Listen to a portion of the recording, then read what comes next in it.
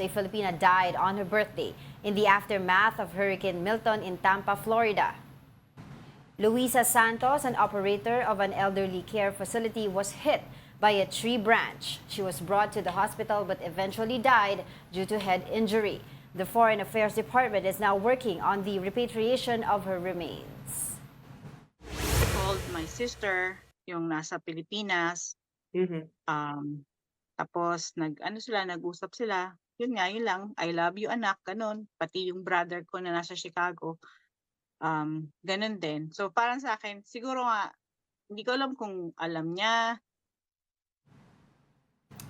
Alam ko yung mga ganyan. Send out our, of course, prayers and condolences dun sa pamilya and all the other victims, no, dito sa nangyaring hurricane dyan sa Florida. Kasi as of now, no, ang bilang ng mga casualties or fatalities ay 17 so far yung Saka malaki-laki yung yung running estimate pa lang yan. Yes. Ng damage to infrastructure. Oo. Insurable damage ang tawag nila yan kasi mostly the structure sa Florida area are insured.